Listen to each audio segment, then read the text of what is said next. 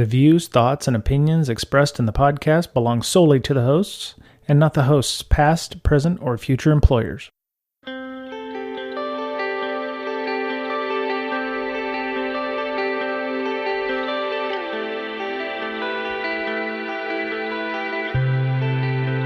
Hello, everybody. This is Brian from Breaking Down Security. I'm actually streaming this at the same time, so the people who are actually lurking are asking me, probably wondering why I'm doing an intro here. But so I'm doing a stream. Mr. Betcher, Miss Berlin are not here with me. This is a lovely Friday afternoon. And, I'm chatting with some of my people in my stream chat here. So, if you are on a podcast listener and you want to come and join me on the Twitch stream, you can, sign up and follow on Twitch, and or subscribe if you'd like. I appreciate that if you can. But just wanted to put out some news this week. There's been a lot going on for those of you who haven't been looking. One of the things that I think we talked about earlier this week was the breach that Bleeping Computer had announced, and then all of a sudden was kind of much ado about nothing. I believe it was TD Bank. They had ran a story about a breach that had occurred, and then the story had come out that from other groups who were writing stories about the TD Bank article on Bleeping Computer, which is kind of funny because it was kind of a news about a news story about a news story. So I should know that was a thing that occurs where people will write news stories about news stories from other news sites, but it happened. But apparently it was, they said it was an insider threat issue. It wasn't nearly as big as it was initially reported because they didn't have numbers at the time. I think they were just trying to get it out on the webs as much as possible, but it got pulled fairly quickly. And so I think that's a nice lesson to ourselves to, not just, take things as at stock value. Just because there was an insider threat doesn't necessarily mean they were completely owned. The way they made it sound, it was about 4 or 5 people, not 4 or 5,000 or 4 or 5 million people. It was like 4 or 5 people. And so, it's kind of interesting to see something like that actually turn out to be a nothing burger. It's like a super nothing burger. So I'm glad to see that we could maybe get through the week without one or more major issues in terms of breach. We are on a Friday, and it is, depending on where you work, maybe a 3-day holiday if you are celebrating Indigenous Peoples Day or the guy who supposedly founded America but didn't, and did a bunch of horrible things. So I don't get it off, but other folks do. So congratulations if you're in America, the U.S., and have a 3-day weekend. So let me see. Oh, I saw this. So there's a news article to the Register. There was a Binance hack. Binance is a cryptocurrency exchange, and there we go. I'm posting that in the link to the notes. So yeah, they halted. So the cryptocurrency exchange Binance temporarily halted blockchain network on Thursday. So their entire blockchain network in response to a cyber attack that led to the theft of 2 million Binance tokens, notationally exchangeable for $566 million in fiat currency. So yeah, there was they say, so according to article on the Register, they say there was an exploit affecting the native cross-chain bridge between BNB Beacon Chain BEP2 and BNB Smart Chain BEP20 or BSC, known as the BSC Token Hub. A total of 2 million BNB was withdrawn. The exploit was through they use the S word, folks, sophisticated forging of the low-level proof into one common library. So they were able to show a proof in one common library, I guess, between the both of them that was maybe synchronized between the two. And so they mentioned in a blog post, let's see what open up the blog post here for the bnbchain.org. So they have an update as of 7 October. Oh, here we go. Lady P, our moderator, they were able to show a proof while holding their pinky finger out. Okay, so the proof may not have been legit, but they were able to impersonate or show a proof, even though it wasn't actual proof. So we don't use the S word around here, Lady P. You know that. The first line in the blog post says, "Update. First, we want to apologize to the community for the exploit that occurred. We own this." Okay. Decentralized chains are not designed to be stopped, but by contacting community validators one by one, we were able to stop the incident from spreading.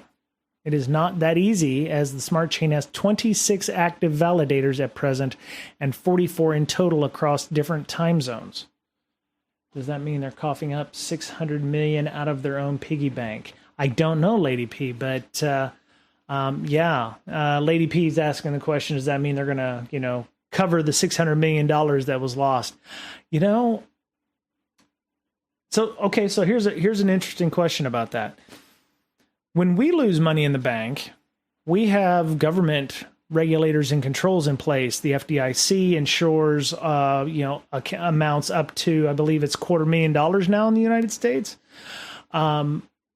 The interesting thing is I don't think the blockchain or any of the cryptocurrencies have those kinds of guarantees. So my guess, Lady P, and I'm not, I don't know, but I'm guessing those people are going to be asked out, or, the right thing that the BNB chain folks should say is, yes, we're going to give the money back.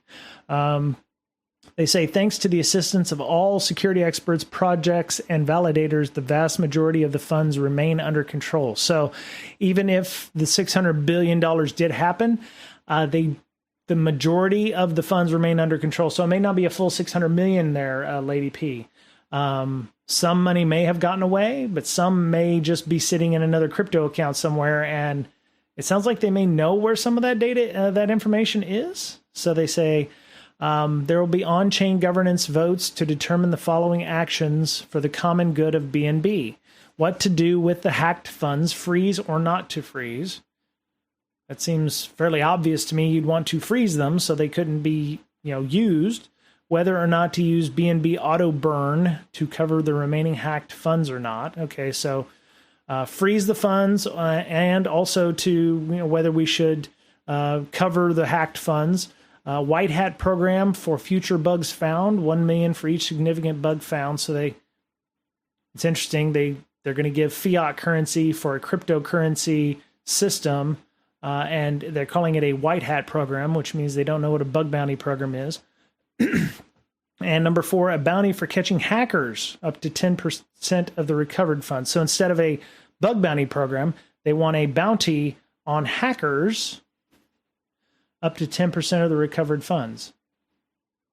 That's interesting. So that would mean, it sounds like, with number 4, that you can do some forensics on the blockchain, which I'm sure that this is very, very apropos, and you can actually catch what accounts are available. I guess the idea of the blockchain being it tracks every transaction. There's a log of the transaction inside the system itself, so you should be able to find that information and backtrack to those places. What is going on in our chat? So Discord chat is going off right now. I thought you were up and then back down, back up. Oh, yeah. So one sec. So yes, I was, because I suck at changing status on the streams. So those of you listening on the podcast, before I go live, there's a few things that I'm supposed to do, which I probably should write down and go make a checkbox, compliance measures. Changing the stream elements announcement, stream information is one thing that I tend to forget to do until I'm already waiting to start the stream. And then I realize that I haven't changed it in a couple weeks or used the wrong month on several of the streams. When it should have been September, I was putting August. So yeah. So, but I'm streaming right now.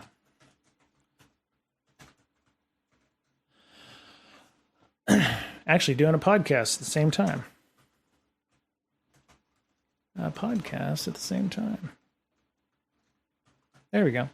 So yeah, it seems to me that what they want to do is have a vote on whether or not to freeze the funds, whether or not to cover any funds that are missing, a bug bounty program and a hacker bounty program, which is kind of funny. Hey, Beta Wolf, what's going on? Beta Wolf, also one of the fine people that joined me at CSEC East this last Wednesday. For those of you listening to the podcast who didn't catch the stream earlier before I started recording, I am divesting myself from the Seattle-based properties or communities that I have been nurturing and or building in the past 8 years up here because I'm moving to San Diego. So I've stepped down and divested myself from the CSEC meetup, and we'll probably keep doing CSEC East until around maybe April timeframe. And then step down from that with the idea that, the couple months left here in Seattle is going to be kind of a, a massive hodgepodge of things to do. So if any of you are in the Seattle area and are interested in maybe taking over a slightly dented meetup group of, like-minded individuals, contact me. At BreakSec on Twitter, at Brian Break on Twitter. And just let me know. So I don't necessarily agree with number 4. I think if you could, maybe the catching the hackers would be like catching their wallet potentially. If you can figure out where the stolen blockchain is in what accounts. If you can do that though, I would say, why are you not hiring people that can do that for you? Like incident response folks. So Beta Wolf responds, this bad boy is a 1985 Honda Civic. Don't mind the big dent in the side. It's one hell of a deal. Yeah. It's not dented in a bad way. It's, I'd love to have folks who would be willing to, do more with it. I know we did quite a bit in during the pandemic with like virtual meetups. We had speakers, we had partnerships with Black Lodge, and unfortunately we haven't been able to get back into the in-person stuff as much as I would like to. So maybe that'll happen now that we've got Omicron boosters, and this is going to feels more like a yearly event where we're going to be getting like our seasonal flu vaccines. We're going to get our somewhat seasonal, COVID vaccines, and we'll be able to do more things in the meat space. So, yeah. So yeah, to finish up the blockchain thing, they said last we owe a debt of gratitude to the community for moving so quickly to minimize what could have been a more serious incident. We're sorry for any inconvenience the suspension of the smart chain caused, but we're truly grateful to the community for their support. So, they're crowdsourcing their crypto, but apparently enough people cared to report that, which is great. I think it's Hawks fam. Hello, wasn't there a couple of other cryptos that did number 4 offered the hacker money to get the stolen crypto? Hawks fam, I think, well, I guess it could be read that way as well. It says a bounty for catching the hackers. I'm thinking if I'm the hacker, are they going to give me a bounty for catching myself? Not sure, but if it was really $600 million worth of cryptocurrency, 10%, that's 60 million crypto. I'm not hating that, as a person. If I could do some blockchain forensics, that would be kind of sweet, and figure out, hey, the crypto money's in this wallet, and give me my monies. They say up to 10%. So, $600 million, 60 million. Maybe they won't give you 60 million, but maybe they'll give you, 20 million. I would hope they're not like, well, 1/10 of 1% is going to be what you're going to get. But yeah, I mean, $1 million for a significant bug, if you're into bug bounties, that may not be shabby either. So, Beta Wolf says, I'd hit up a friend and ask them to go to jail for me for a bit while I have a nice bank account waiting for them to get out. Whew, man, you've got to know some real friends who want to go to, jail for you just for a nice bank account. I don't know, Beta Wolf. I don't know if there's any amount of money. I mean, yeah, you get 3 hots in a cot, but you know, I've seen Orange is the New Black, and it's, you know, it's not what wait. That one probably wouldn't apply to me. I'm thinking. Yeah, Beta, you know, it's nice to tell somebody, yeah, you got 20 million waiting for you when you get out. But I mean, what if like 8 years from now, you know, how much we talking and how long? Yeah. Okay. You know, if it's not in the US, maybe it would be, you know, a couple of months or something, but you know, the US doesn't, I don't want to say they don't know how to sentence people properly, but we tend to, yeah. Well, you know, if you put it all in speculative stock or something like that, you know, God forbid you had it in Ethereum in 2019. Now your Ethereum's worth, you know, nothing. So, oh, Hawks fam's got a link to the BBC. Let me see what's going on here. Crypto hacker offered reward after 600 million heist. Yeah, the Poly Network. Okay, yeah, I think I read something about this one as well, Hawks fam. The hacker who stole 600 million was offered $500,000 and immunity as a reward for turning the money. That's, you know, I have to wonder that risk reward. I mean, 600 million, you could keep 600 million and be on the run from the law, which, you know, that's a lot of yachts and a lot of Lambos and, you know, hodl and whatevers. Is that what is Beta Wolf? I can't imagine what the next Oceans series of movies is going to be like. It's just going to be a bunch of hackers sitting around a table. You hear, I got it, I'm done. You know, that kind of thing. Was it going to be 2 hours of just, you know, clackety clack on time? Yeah, I'm in. Yeah, exactly, Lady P. It's interesting, you know, $500,000 in immunity. I could still do a lot with $500,000 and complete immunity from law enforcement. I don't know if law enforcement would see it that way, though. I think law enforcement would be like, you know, they'd still want to do something from that person. I mean, unless Poly just doesn't press charges, but there may not be an offer for them to not press charges. So. One former FBI official said private companies have no authority to promise immunity from criminal prosecution. So, you know, I could get my $500,000, but I could still be on the run from the law. So, you know, Lady P says $500,000. That's like 2 buckets of chicken at KFC. I didn't know that family size buckets are that expensive these days. I haven't been to KFC in about a decade. So. Beta says, well, wait, you've heard of the case where the crypto lost all their money because a hacker voted on the blockchain would be the new owner of said crypto. Yeah, what if it was one of the validators who did it? I mean, we don't actually know. They didn't actually say who did the dirty deed. So, yeah. It's interesting. The one thing I don't get about the crypto industry or the crypto community is how they generate their trust, you know? And that's one thing that's always kind of bothered me about trust anyway. It's like it's given so freely in some communities without actually thinking about, what's bad that could happen here? The validation was done within Discord. Oh, well, Beta Wolf. That's perfect. Great. Hawks fam says, with China cracking down on miners, etc., wonder where most voting on the blockchain is centered now. Would that be in the U.S. there, Hawks fam? I'm not exactly sure. Beta Wolf says, and no one voted against him the second time he did it, and it was just like millions of dollars gone. Yeah, I mean, you'd have to know who actually was doing it. Beta Wolf, I'd imagine, if it was one of the validators who was doing it. But yeah. So, Poly Network appears to have accepted the explanation and dubbed the hacker Mr. White Hat. So apparently, did this person give the money back? Hacker still holds 33 million of stolen Tether tokens. This was as of this was 13 August last year. So 13 August 2021. The hacker still holds 33 million in stolen Tether. Was there any updates to this? I wonder. Okay, so they gave back 600 million, all but 33 million. That's 2%? 2%? No. 5%, roughly 5%. wherever the kilowatt's cheapest, I bet.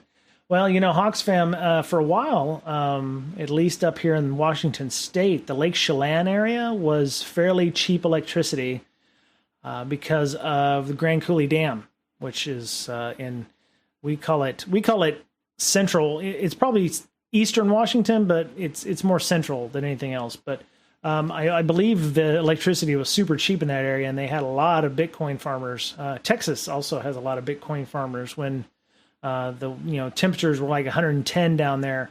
I do remember us talking about the Bitcoin farmers turning off their farms down there, and that was like 1% of the total output of Texas at the time. So, oh yeah, Iceland is another one. Yeah, you're absolutely right. Iceland is geothermal energy. The funny thing, so Hawks fam, one of the things I found out when I was in Iceland is that electricity in Iceland is not cheap, because Iceland, for whatever reason, exports their electricity to other countries. So I'm not exactly sure how they're doing, Bitcoin mining there when the electricity is like super expensive. The tour guides that I was talking to when I was in Iceland, they were like, "Oh, you think with all this geothermal energy we have, it would be cheap?" And they're like, "No, we export all of our electricity." And I was like, "Holy shit! Okay." You should be taking care of y'all's selves first before trying to supply Europe with a ton of electricity, but they do that. So maybe once I get my solar panels up, I will be able to set up, some lovely, Dogecoin or something like that. Maybe I can get my money back from my Dogecoin. Bitcoin farmer applied to Walla Walla. It was turned down as they did not trust the Bitcoin company. Oh, okay. Hey, CPO Parker, what's up? Thank you again for coming to CSEC East, CPO. Appreciate that. Yeah, now we're getting more of the Verge article here. Beanstalk cryptocurrency hack. Yeah. Wow. Beanstalk cryptocurrency project robbed after hacker votes to send themselves $182 million. Whew. Yeah, it's hard. It's hard to. I don't understand the trust here. It's like it's a cryptocurrency. Everybody should just blindly trust it. It's just one of those things through Discord. Ah, okay. Like many other DeFi projects. Yes, the attack was made possible by another product called a flash loan. Allows users to borrow large amounts of cryptocurrency for very short periods of time, minutes or seconds. Flash loans are meant to provide liquidity or take advantage of price arbitrage opportunities, but can also be used for more nefarious purposes. Yeah, see, this requires people with like the deep magic knowledge of cryptocurrency to be able to understand, well, I can just, take out a loan for $10 billion and then, do speculation immediately and then sell it back for, $11 billion and still pocket the billion or something like that. It's just crazy. It's just nuts. I just don't know why people are shocked when they get taken for a ride on these things. It's like you don't think about the trust issues. You just assume that everybody's in the same bucket as you. So Lady P says, if you want to stand alone from the government issued currency, then you should expect to bear the risk yourself. Yeah, see, I think so. Lady P, I think some people in the crypto region just assume that everybody trusts everybody and they're not going to do anything evil.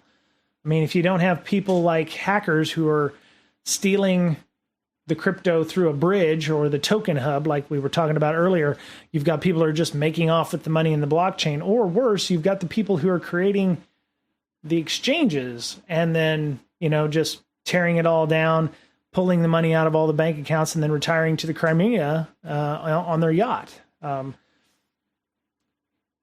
Beta, all those promises about it being decentralized and, away from government banks and not being able to be traced, none of that came true. Hating people is a learned behavior, Lady P says. They won't make that mistake again. Welcome to my world. I think people who do a lot of cryptocurrency don't have the luxury of not blindly trusting that they're going to turn their money into things. I mean, they're already pot committed, right? They can't, you know, all those people that have bought a ton of Ethereum at 20, you know, $3,000, $4,000 thinking, well, it's going to shoot up like Bitcoin did. And now it's worth what? I don't know how much Ethereum is now worth. They just changed it over to a proof of Ethereum prices. Yeah, it's like $1,300. I mean, I have like $500 worth of Ethereum. I bought it like $2,500. I don't expect to ever get that money back. It's gone. But yeah, I think some of these folks that are pot committed, they can't get out without losing their ass. I mean, I think my $500 worth of Ethereum that I have sitting in a PayPal account is worth like $100 now. So, oh yeah, Hawksfam's got another link here about CoinDesk. I don't know how we got on a Bitcoin thing. I do remember the $600 million thing. So I don't know how we got on the blockchain stuff. It's easy to, you know, point and say, haha, these folks. But what's sad is there's people who've like mortgaged their houses thinking Bitcoin was going to be worth something. Look at this. Bitcoin is at $20,000, under $20,000, 19,500 US. That's, I mean, it was $70,000 at one time. Somebody who bought it 40,000 thinking, well, you know, I'm going to keep it. Oh, it's 70,000 now. I made twice my money. Now they're like half their money. Crazy. I lost my butt in the .bomb. Lady P says, yeah, I'm waiting for the magic time when Elon, you know, buys Twitter at 54.20, and I've taken my tiny 300 shares of Twitter stock that I bought when I was, you know, working through all that, and you know, I pocket a nice $10,000. You know, it's going to happen. So, yeah, no, I figured Lady P, the .com crash. Yeah, I mean, you know, everyone had stock in, you know, things like Yahoo and whatever. So Hawksfam says, sorry, it's implementation of the underlying code that I believe is the issue, not a doctor, so I don't trust. Yeah. You know, a lot of these companies, especially the crypto ones, it's very attractive, it's very sexy, it's very in, it's very new, it's hip. And I'm actually trying to get involved with some of the local tech startups in the San Diego area, simply because I would love to pick their brain about security or the lack of. You know, historically, as security folks,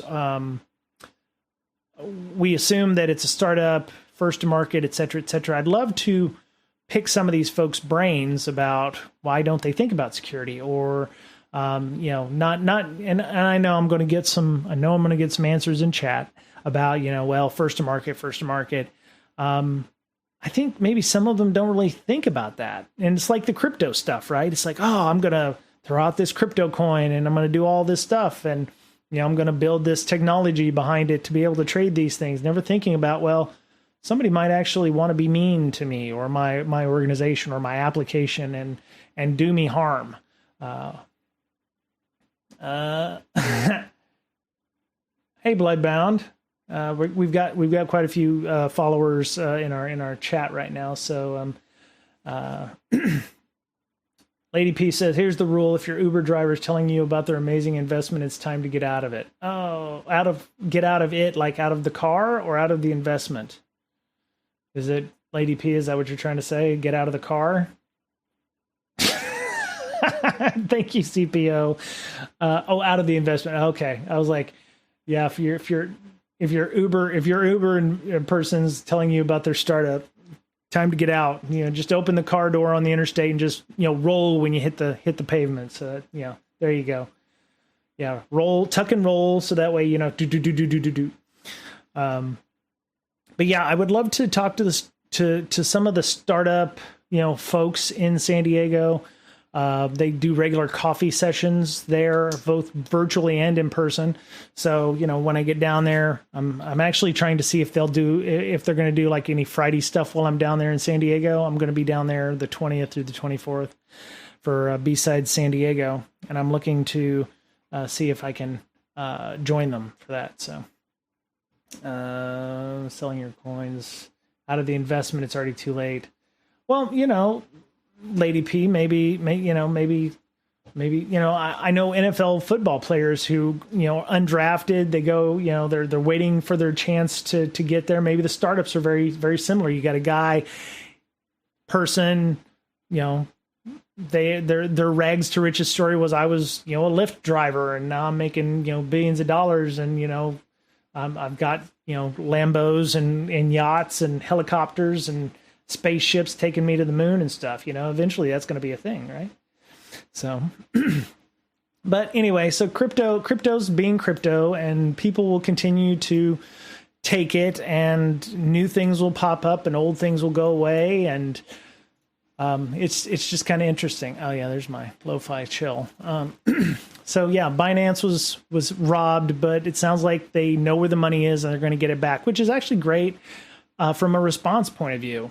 Binance knows what wallets some or all of the money is in, so they're minimizing the damage from an incident response point of view, and now I don't know if that's something they normally do, where they reach out to all of the security or the controllers of the group, the 46 that they had mentioned, or the 40 odd people, to say, hey, what do we do about this?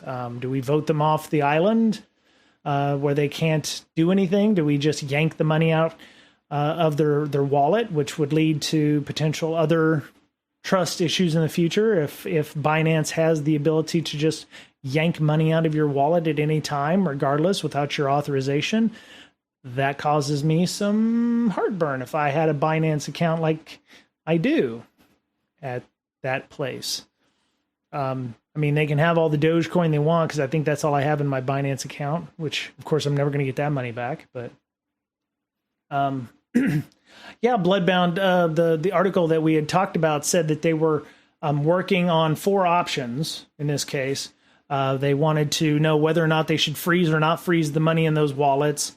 They also talked about let's see, it was a specific blog post that they had mentioned those 4 items, whether to use auto burn to cover the remaining hacked funds or not. So they know where the money is and which wallets it's in, it sounds like, for number 1. They want to know if whatever remainder is not covered in those wallets. Hey, thanks, Hawks fam. Appreciate that. Thank you so much for the bits. Appreciate you, sir, or person. Sorry, person. Don't know your pronouns. I apologize for that. They want to know if they want to auto burn to replace the remaining money that was not found. So let's say 600 million is missing. They found all but 3 million. Do they have the ability to cover that 3 million and to do so?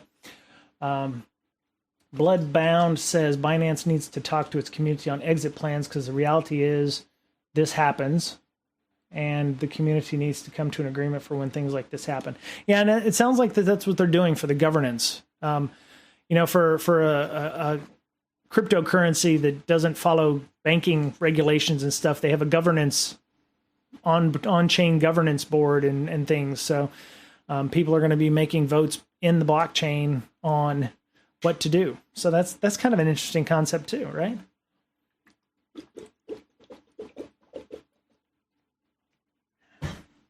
But yeah, thank you, Hawks fam, for the bits. I appreciate that.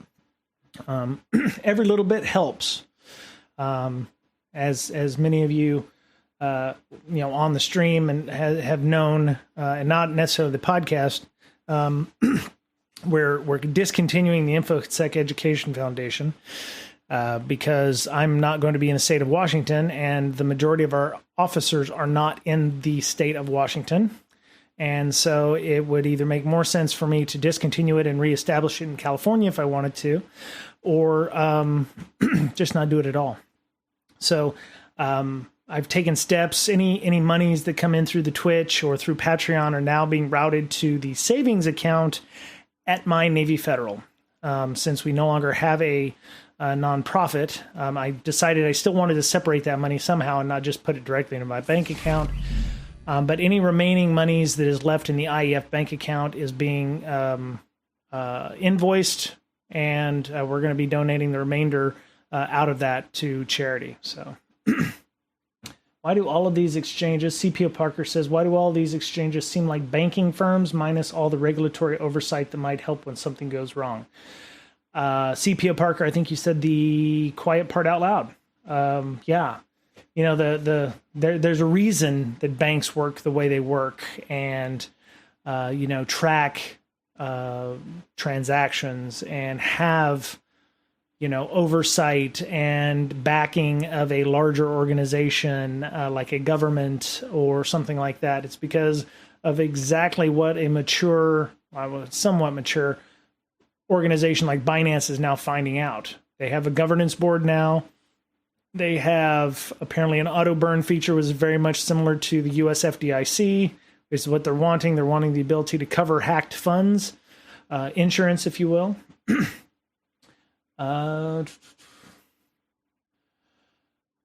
Bloodbound says, I wish I was in the US. I could give some bits from those Twitch ads.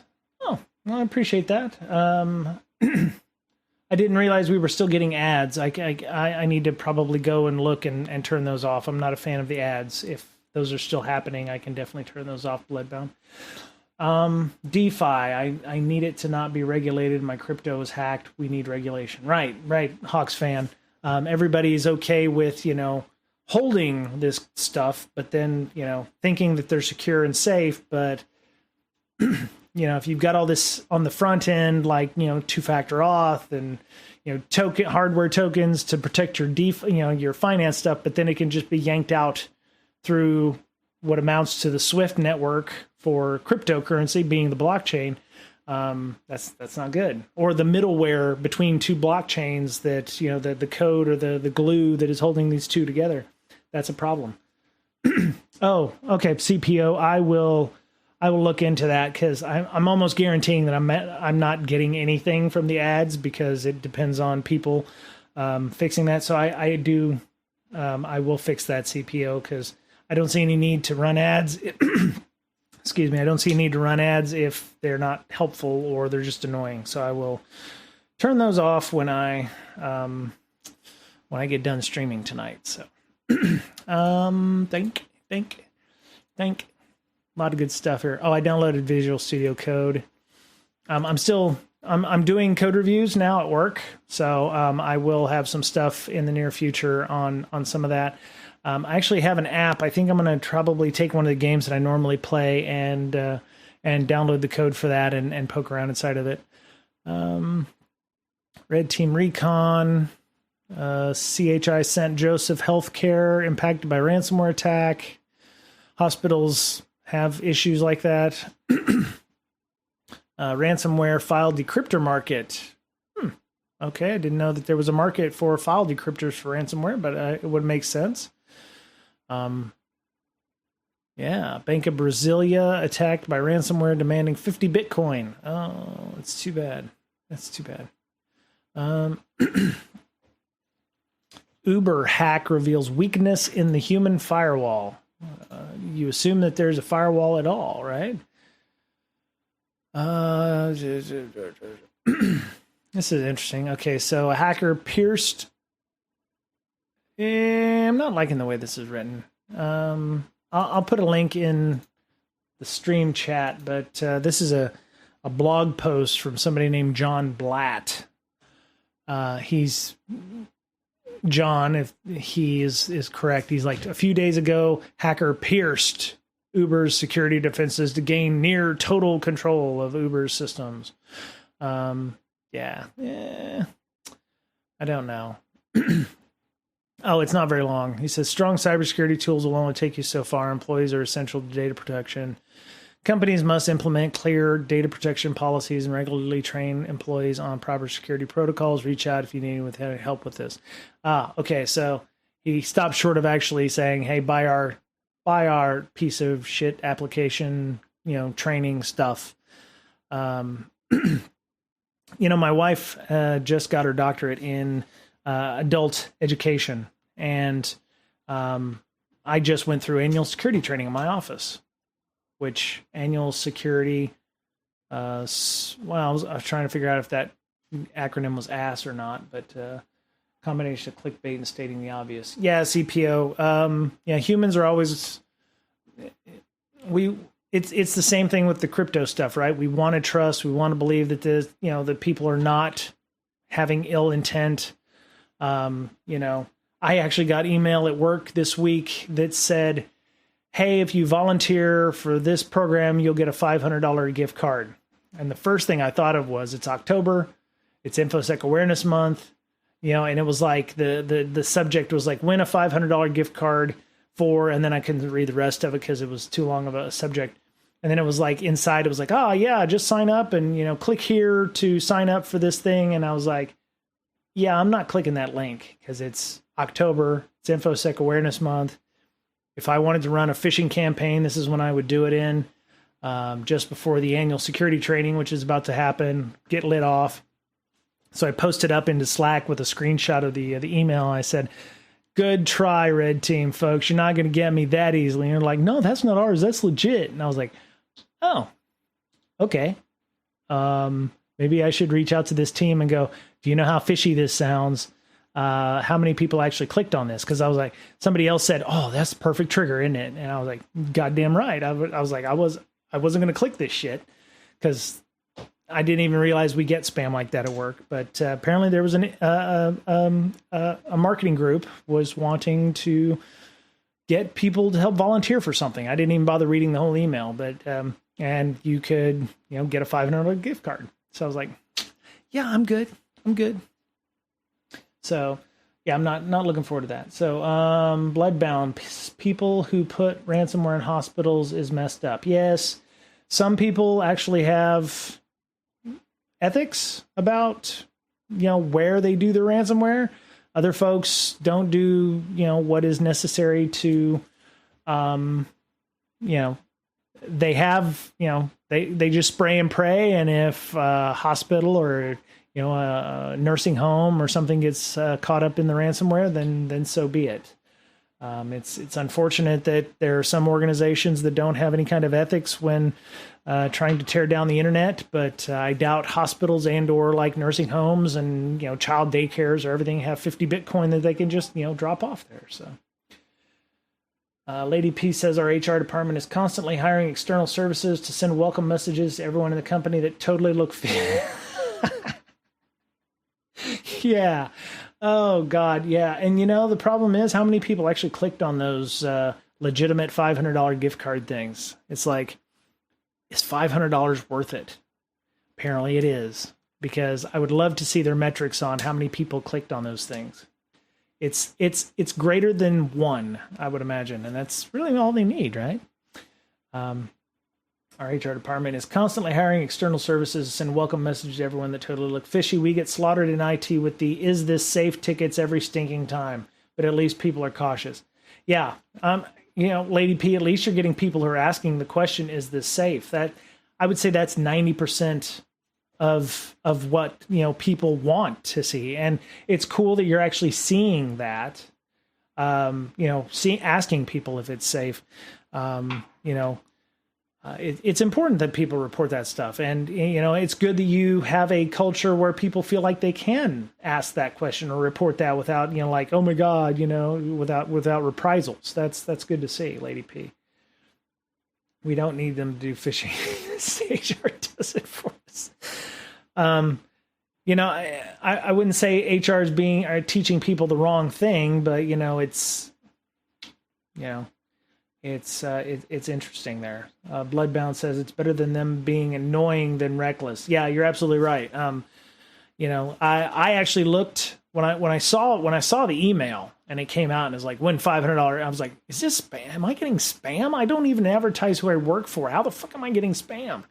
And then it was like, oh no, this is legitimate. This is an at our domain. And I was like, okay. So I made the joke that I was putting in an email rule so that anything, from at our domain gets deleted to the trash. I was like, I fixed the spam filter. And everybody's like, yeah, you fixed email too. And I was like, hey, damn right. Yeah, Lady P, 100% agree on the phishing test. I wonder how HR would feel about that by going to HR and saying, hey, the way that they're sending these emails is exactly how somebody who would be trying to infiltrate our organization would do. It's probably definitely not, I would say definitely not something they're thinking about. They just want people to be informed. They want people to, be welcomed to the organization in such a way that, it garners as good a feeling as they can get. So, I mean, there's, Digital Warhead, would you do open source code reviews? Digital Warhead, yes, I can and would. My worry is kind of a twofold thing. I've talked about this on previous streams. It's like, let's say I do wget,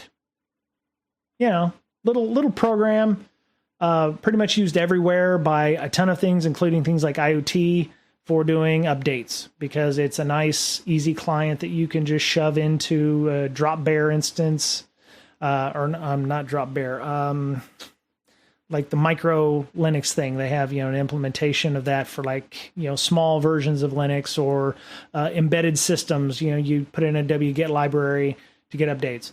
Let's say I find during my code review on a very public stream, for instance, a crushingly bad bug, like the next Dirty Cow or, Heartbleed or whatever for wget. Not saying I would, but let's just say I did. Now, immediately I'm going to have to go, well, how do I post this up as an issue? Should I post this up as an issue? Oh, shit. The, people who are in stream chat right now just saw, this vulnerability, and hey, I've pointed it out to people, and now not one person, myself, knows, but 8 other people know that this is a vulnerability. So now the clock is ticking. Maybe it's worth $1 million in a bug bounty somewhere that I didn't know about. Maybe Lady P's like, hey, with this $1 million, I can go and retire in my house with my, off the grid, setup and everything. I'm not saying Lady P would do that because she's got ethics, I think. Bloodbound's doing his face, maybe it's got it. Maybe I'm doing something that has a legitimate bug bounty behind it. And now I have to figure out how to raise this as an issue to the developers and, or, race the clock to stop the next Dirty Cow from happening. And I've publicly disclosed an O-Day on Twitch. Yes, maybe I will get a few more followers on my Twitch stream, which, no, wait, that would be bad. But see, Lady P, Lady P, you're supposed to be the ethical one here. She says 110% I would if the money is right. Damn it, Lady P, you're supposed to be the voice of reason. 2 types of people: those who are honest enough to admit they can be bought, and those that deny it. Yeah, I heard the adage one time that everybody has a price, and everybody has a price, and they will do whatever you want if you can even, hit that price. There's some that may actually say, well, it'd be $10 million for me to do anything. I bet if you offered them 5, depending on what that thing is, Yeah, great. Now we're just in negotiating terms. Exactly, Lady P. Yeah. So, but yeah, there's a ton of things there. So, pseudo manuscript sinkholing. Interesting. This is an article from BitSite. So they say at BitSite, we do a lot of malware sinkholing. And by late 2021, we started registering some DGA-like domains, which is domain generating algorithms, that not only did not belong to any domain. Oh, they mentioned it here, domain generating algorithms, but are also being classified as different types of malware like smoke loader, private loader, Socelars, SOCELARS, and Redline. Okay, there you go. Registered more than 50 domains, all in the form a-jm-r 10.com. Oh, okay. So there's some kind of random generator there. Oh, interesting. Okay. So this is a blog post from BitSite talking about infections or sinkholing of domains. So they are sitting on some domains to get a better sense of the infection chain and hopefully reach a sample that will communicate with our sinkholes. Okay. Here's a link. I'm going to put that in the chat here. CPO Parker. I love that joke. Okay. All right. So I'll post this up. Make sure I keep this link available. But so there's some discussion there on how they do sinkholing, detections. So obviously, when they buy the domains as done, and what they're doing is they're buying up domains that are being randomly generated. And once the DGAs get to the point where they're using that domain, it obviously goes to wherever BitSight has them located. All right, Beta Wolf, have a good day. Beta Wolf is a little busy. Page not found. Did I do something wrong? Oh, maybe I didn't grab the whole link. That's really weird. I'm not sure why I wouldn't pop the whole thing in there. There we go. Try that again there, CPO Parker. Oh, I think I added the V at the end on that link. My bad. But yeah. They are keeping track of those things. Articles description on how pseudo manuscript is distributed and communicates with C2 matches what we're seeing and filled the gap for some of our unknowns. So manuscript is a what is it? What does it do? I don't see even a link here for it. Specific malware family. Okay, so it's some kind of malware. Uses a Wayback Machine page that does not resolve. They detail how they traced a sample for this specific malware family going from the domains in their traffic to a recently dubbed family pseudo by Kaspersky. Okay. So that's a pretty interesting discussion. Looks like they're going to have part 2 on this if they don't already. Definitely has some code in here on this. But yeah, talking about messages, conclusions. What's part? I wonder what part 2 is going to be about. Maybe they'll have some more information on that. But it's from BitSight, so go check that out. They don't sponsor the show. It's just some of their threat intel, blog posts. They have IOCs for various domains that you can get from VirusTotal. So go grab that. And go check out their site if that's something you're looking for as well. So,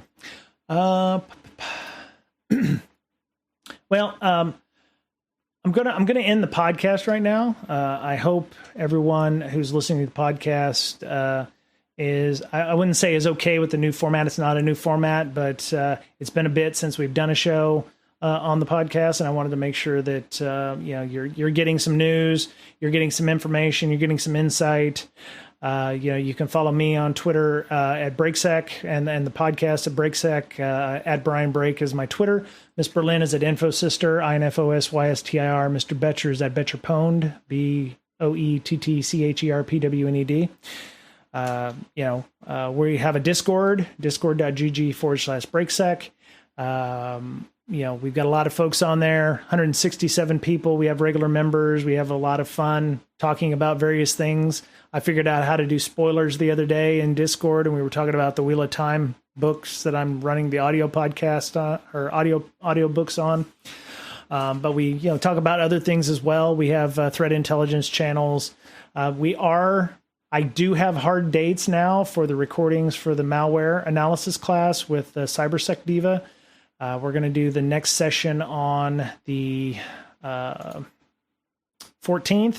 the 28th of October, and November 11th, which is Veterans Day. So we're going to be recording the next 3 sessions of those. Those are on Fridays, so I may do a Thursday stream instead of a Friday stream. But you can go to twitch.tv/BreakSec for those things as well. So I'm going to go. Thank you all for being on the podcast. If you're Twitch streaming, I'm going to continue doing some stuff here in the next few minutes, so don't run away. Have a good weekend. Have a good week. Take care of yourselves, because as we're fond of saying, you're the only you are. And we'll talk soon.